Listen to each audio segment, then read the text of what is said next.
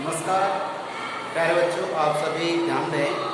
हमारा जो टॉपिक चल रहा है एक हिंदी व्याकरण में अलंकार का, जो बहुत ही सुंदर टॉपिक है और ये 9 से 12 तक सभी क्लास के लिए इम्पोर्टेंट है, क्योंकि हम जो काव्य खंड होता है उस काव्य खंड में जो पद्य चल रहा है हमारा, एक चाहे रहीम हो, तुलसी हो, कोई भी हो, किसी भी कवि का जो पद्य पढ़ना है तो उसकी जो विशेष व्याख्या करते हैं, उस व्याख्या में हमारे लिए सबसे इम्पोर्टेंट जो होता है विशेष निकालना। विशेष में सबसे उसकी भाषा कैसी है, तो भाषा के बारे में इसमें दिया होता है, कभी परिचय दिया होता है कि इसकी अवधी भाषा है, ब्रज भाषा है, राजस्थानी भाषा है, सदुपड़ी भाषा है, सबका उसमें जिक्र होता है। बात करें रस की, तो रस का भी क्या है कि उसमें लिखा होता है कौन सा रस का प्रभावी होता है, लेकिन अलंकार के बारे में क्या है कि बहुत कम होता है। यानी कि जैसे मान लीजिए एक दो अलंकार का दे देते हैं, जैसे भूषण जी उनका क्या है कि अतिशयोक्ति अलंकार चलता है, ठीक है। तो रस निकाल सकते हो, भाषा का भी आप कर सकते हैं, लेकिन जो सबसे बड़ी बात है कि उस पद में अलंकार कौन सा है ये हमें नहीं पता चलता है। तो इसके लिए हमें एक अच्छी ट्रिक यही है, यदि हमें अलंकारों का ज्ञान होगा तो हम क्या करेंगे, उसमें शब्द को पहचानेंगे। अलंकार आपके देखिए दो प्रकार के इंपोर्टेंट चले, शब्दालंकार तो सबसे पहचानेंगे और अर्थालंकार अर्थ से, ठीक है, ध्यान रखना है। तो शब्द अर्थ के आधार पर शब्दालंकार पढ़े, देखिए इसमें क्या है। तो शब्दालंकार में हम देख रहे हैं कि यहाँ पे जो शब्द है उनके अर्थ के आधार पर चलेगा। तो अलंकार की परिभाषा और अनुप्रास के बारे में हम बात कर चुके हैं। अब नंबर आता है श्लेष का। तो श्लेष का शाब्दिक अर्थ हमें मालूम होना चाहिए। श्लेष का शाब्दिक अर्थ, तो देखिए जो श्लेष है, श्लेष का शाब्दिक अर्थ होता है चिपकना। क्या होता है? चिपकना। जैसे मान लीजिए कोई भी चीज है वो उससे, मान लीजिए ये इससे चिपक जाती है, हाथ से आप चिपका लेते हैं इस तरह से। तो किसी एक वस्तु के साथ में दूसरे उस चिपकाने से हम श्लेष अलंकार लेते हैं। ऐसे में क्या करना हमारे को कि श्लेष अलंकार को पढ़ना है। अब देखो श्लेष में यमक में थोड़ी सी समानता है, उस समानता को बारीकी से हम अलग अलग करेंगे, ठीक है, वो जानना बहुत जरूरी है। क्योंकि यमक को लगभग आप समझ चुके हैं। यमक में देखिए आप जानते हैं कि दो शब्द क्या करेंगे, पास पास आते हैं, बिल्कुल समीप आते हैं, लेकिन दोनों दिखने में जैसे हैं, उच्चारण में जैसे हैं, लेकिन उनका जो अपना अर्थ होता है वो दोनों अलग अलग होता है, ठीक है। यहाँ भी बात वही है, अर्थ तो अलग अलग ही होगा, लेकिन क्या होगा कि उसमें दो अर्थ हो सकते हैं, इसमें 2 से 3 भी हो सकते हैं, इसमें ज्यादा भी हो सकते हैं, लेकिन इसमें शब्द एक होता है और इस एक शब्द का अलग अलग जगह अलग अलग अर्थ ले लेते हैं अपने संदर्भ के अनुसार। अगर देखा जाए तो इसमें आप जैसे समास पढ़े तो बहुब्री में चला जाता है अन्य अर्थ, और सब शक्ति पढ़े तो सब शक्ति में क्या है कि व्यंजना सब शक्ति आ जाती है। कहने का मतलब है कि जब दो शब्द समान हो, साथ साथ आ रहे हो, आवर्ती हो रही उनकी, और उनका अर्थ अलग अलग हो, तो वह यमक होता है। जैसे बात करें अपन यमक में, एक उदाहरण दिया था मैंने आपको, कनक कनकते शोभनी मादक का अधिकार। उसमें देखिए आप, उसमें कनक कनक पास पास आ रहे हैं, लेकिन दोनों का अर्थ जो है वो क्या है, अलग अलग आ रहा है। कैसे?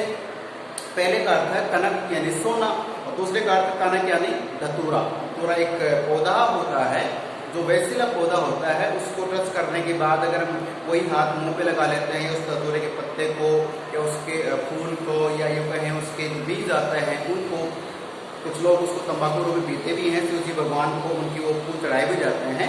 तो शिव जी भगवान उस समय उसके कहते हैं कि चिलम में पीते थे उनको, तो उसको पीने से, ग्रहण करने से क्या होता है, नशा हो जाता है, ठीक है। और ज्यादा अगर पी लिया है, खा लिया है, तो फिर ज्यादा नशा ही नहीं, काम नाम भी हो सकता है ना।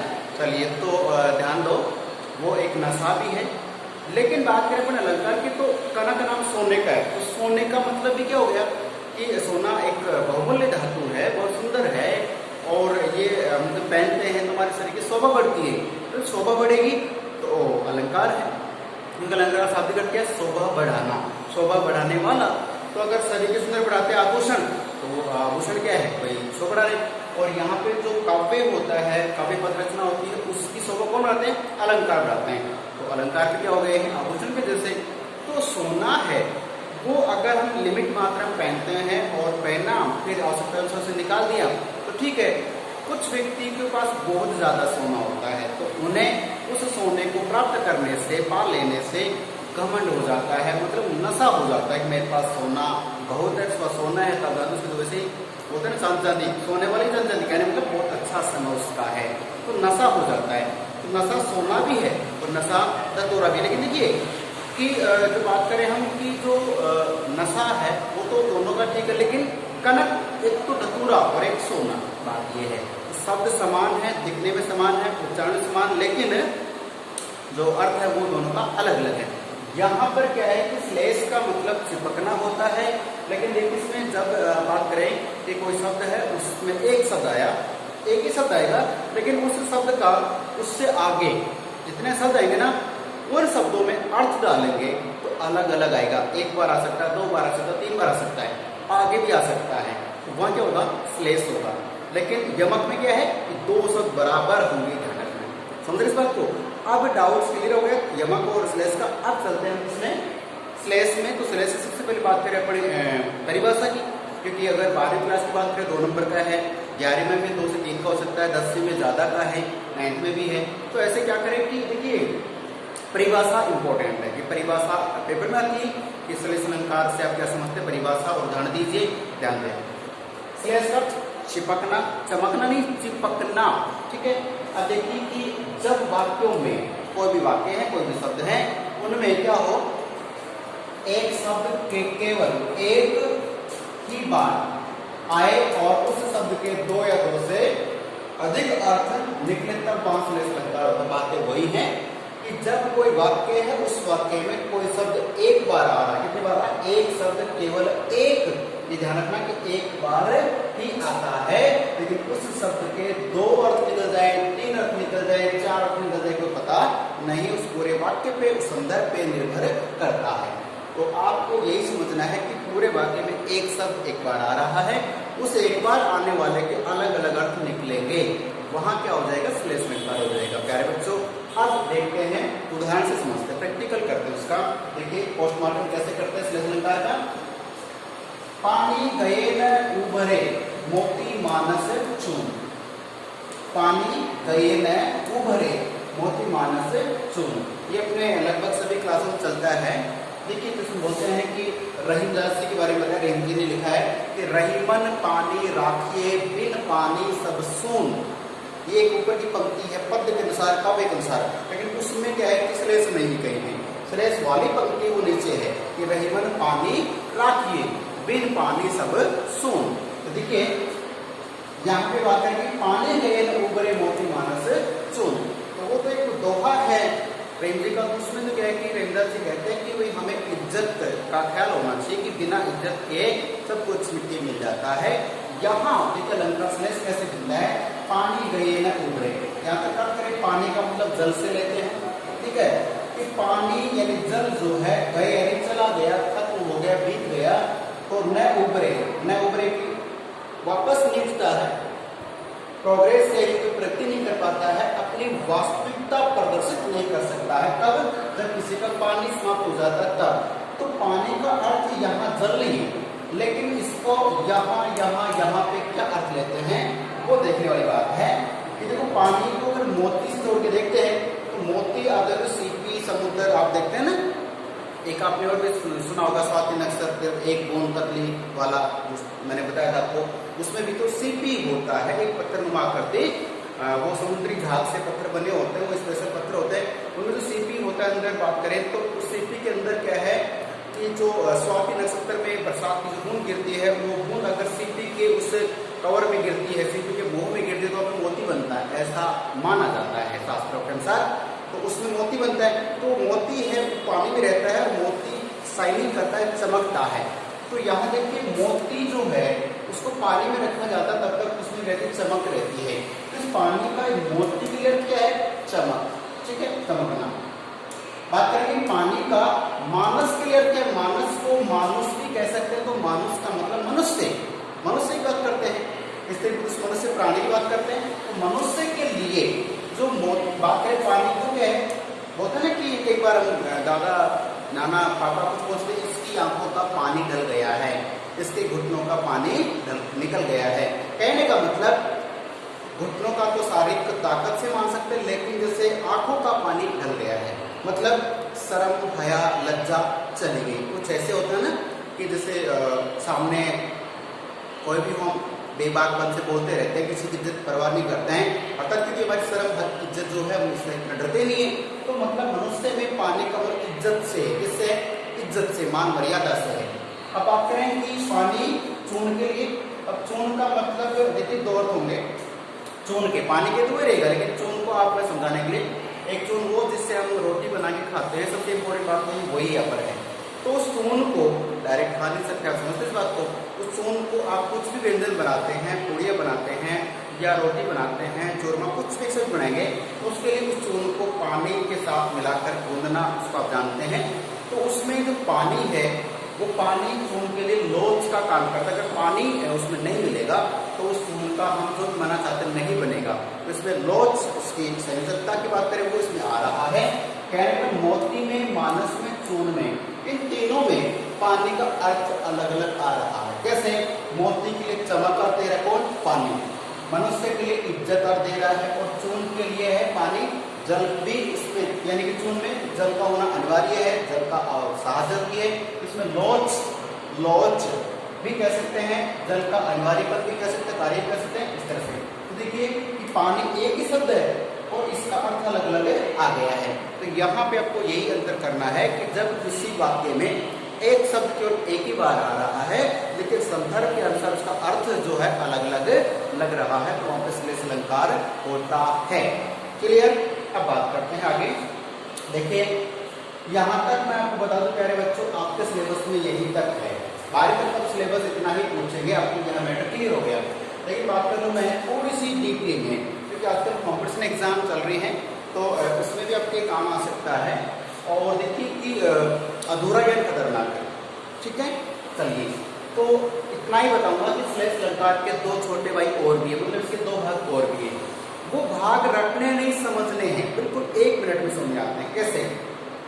देखिए एक का नाम, देखिए एक का तो नाम है अभंग और दूसरे का है सभंग। अब ए और स ये उपसर्ग लग गई, पहले उपसर्ग लग गई है, ए लगा दो तो अभंग का मतलब, भंग का मतलब क्या होता है? भंग, वो भंग वो वाली बात नहीं जो आप समझ रहे हैं, नहीं, वो तो शिवरात्रि पे देखेंगे। अभी भंग का मतलब होता है टूटना, तोड़ना, ठीक है? तो भंग जो टूटता नहीं है, और सभंग का मतलब जो सभंग मतलब क्या है? उसको टुकड़े करने पर। तो अभंग और सभंग दो क्या हो गए? श्लेष के भेद हो गए। अब बात करें कि अभंग क्या होता है, सभंग क्या होता है, वो भी श्लेष में। तो प्यारे बच्चों ध्यान से सुनना समझना है कि श्लेष में क्या होता है? एक शब्द मिलता है, उस शब्द को हम अलग अलग अर्थ में संदर्भ के अनुसार उसका अर्थ निकालते हैं। That's clear? अब बात यह है कि अभी देखिए पानी था, यहाँ पे पानी था, इसका अपन ने क्या किया? डायरेक्टली अर्थ निकाल दिया। पानी निकल, सीधी सी बात है, पानी पानी की बात करते हैं, यानी पानी का मतलब जिससे चमक, इज्जत और लोच या जल, ठीक है? लेकिन कई बार क्या होता है कि उसको अभंग, मतलब अब देखिए यहाँ पे कौन सा था? अभंग श्लेष अलंकार। अगर सबसे अर्थ में आ जाए, उसे अपना कि मैं बता दूं कि अपनी किताब में चल रहा है, व्याकरण में हिंदी में चल रहा है, उससे पूछ रहे किसमें कौन सा अलंकार, तो क्या करते हैं? क्या करते हैं? श्लेष अलंकार है। लेकिन अगर डीपली पूछ ले श्लेष में कौन सा, तो हमने इस पर टुकड़े किए क्या? नहीं किए। तो क्या हो जाएगा कि ये किसको उदाहरण है? अभंग श्लेष अलंकार। श्लेष तो बोलेंगे, लेकिन अगर आपने अभंग श्लेष लिख दिया तो जो एग्जामिनर होता है, कॉपी चेक करने वाला, उससे अपनी बुद्धि की घंटी बजती है, यार ये बच्चा वास्तव में जानता है।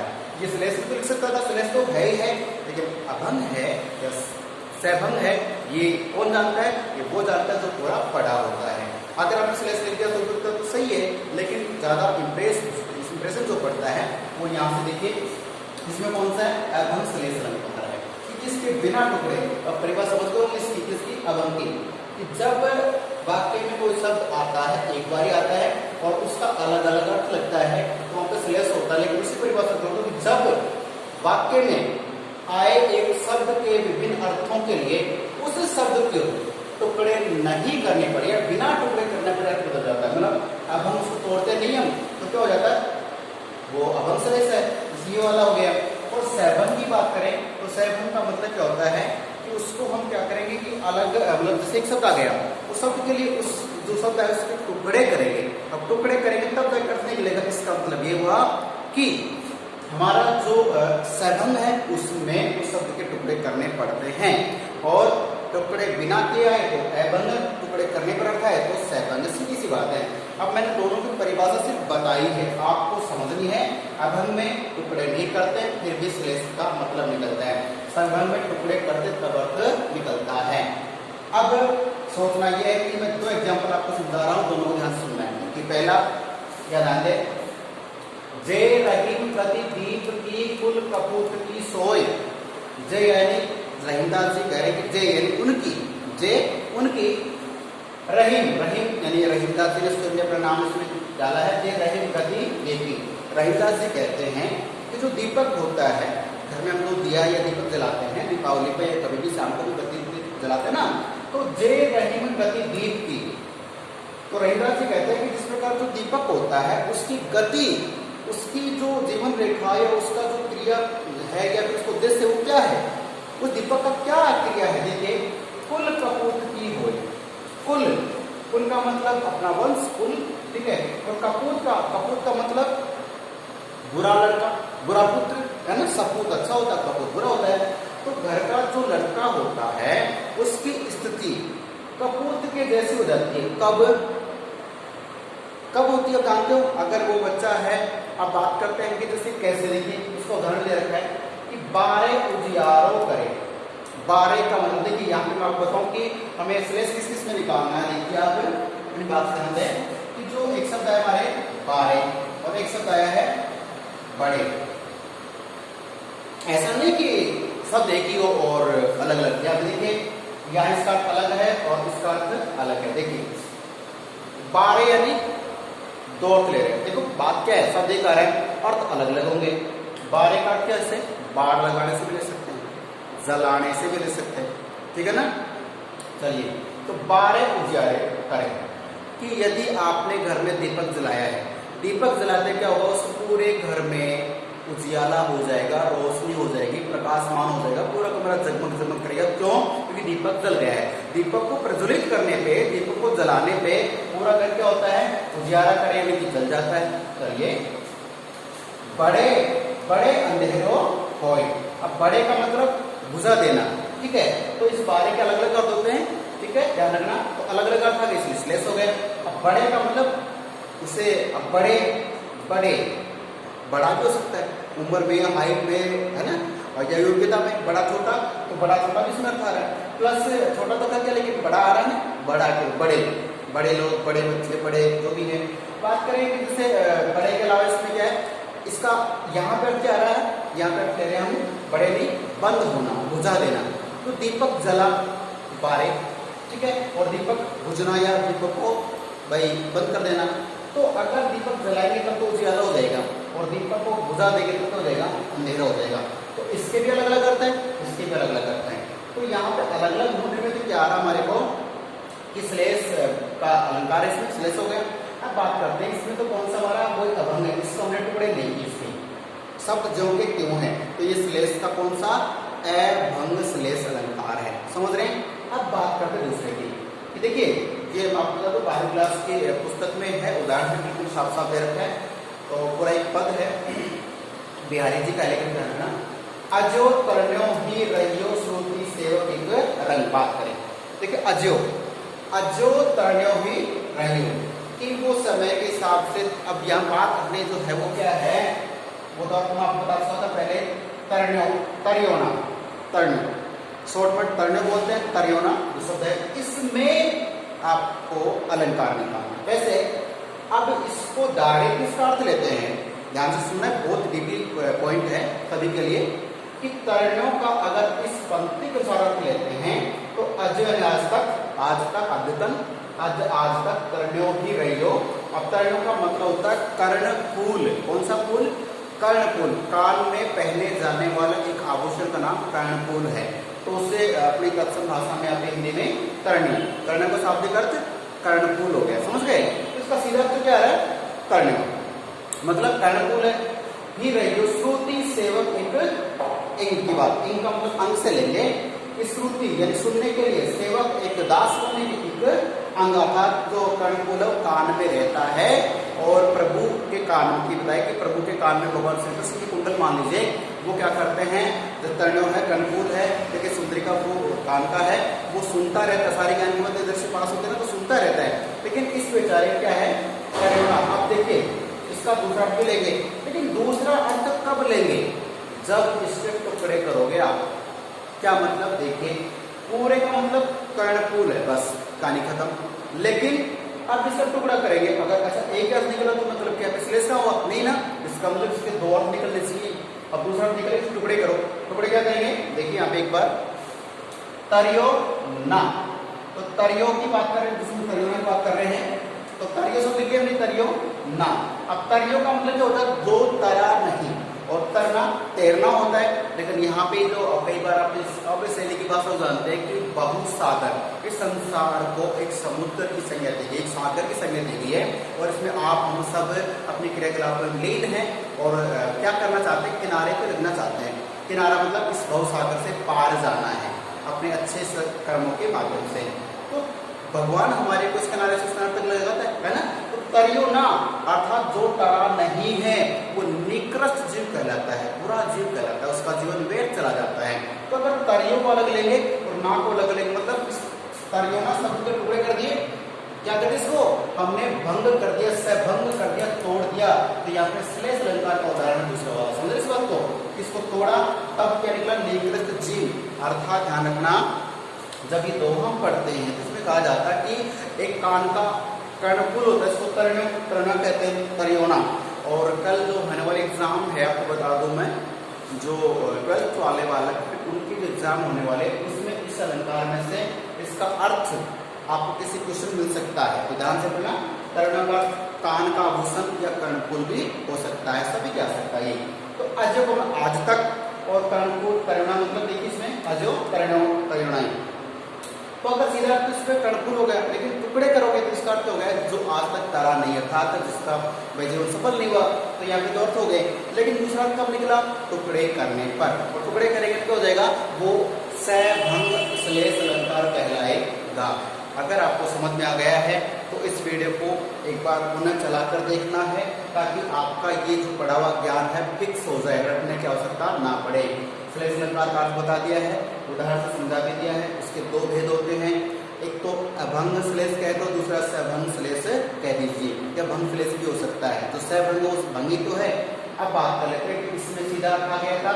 देखिए यहाँ पे बारे का मतलब जलाने से भाई दो तीन अर्थ तो निकलने चाहिए, इसमें बिना कुछ किए, इसे तोड़ नहीं कर रहे, जैसे उपसर्ग क्रिया डाले या संधि नहीं करे। तो देखिए ऐसे बारे मतलब बाढ़ से भी होता है, जो बाढ़ होता है ना, चाहे जो लोहे की या जो भी लकड़ी की लगाते हैं बाढ़ भी हो सकती है। तो बारे को जलाने से, तो यहाँ पे देखिए बूढ़े यानी बड़े यानी बड़े भी होते हैं, और यहाँ बड़े का मतलब के लिए हमने बुझाने से।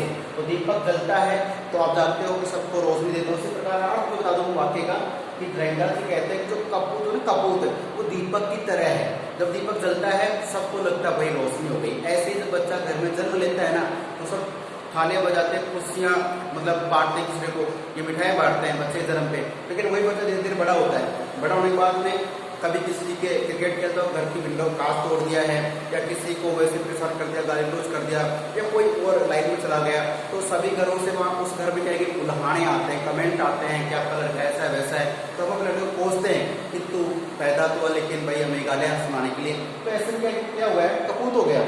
तो जैसे दीपक जलता है तब तो रोशनी, लेकिन बुझ जाता तक क्या धुआं छोड़ता है या अंधेरा हो जाता है। तो यानी कि जो कुल का दीपक है, यानी कुल का जो भाई वंश चलाने वाला लड़का होता है, वो क्या करता है, शुरू में तो क्या अच्छा ही दिखता है, लेकिन बाद में क्या होता है कपूत की संज्ञा में आ जाता है, बुराई का प्रतीक बन जाता है। ध्यान रखना है। तो दीपक को क्या कह दिया यहाँ पे, कपूत कह दिया है, ठीक है, ध्यान रखना है। तो प्यारे छात्र आपका टॉपिक क्लियर होता है। इससे संबंधित कोई समस्या आए तो प्लीज आप जरूर बताएं, और जब भी गूगल मीट क्लास है उसमें भी आप सोल्यूशन ले सकते हैं, बता सकते हैं, ठीक है। तो मिलते हैं फिर नेक्स्ट क्लास में, तब तक के लिए मुस्कुराते रहिए, स्वस्थ रहिए, धन्यवाद।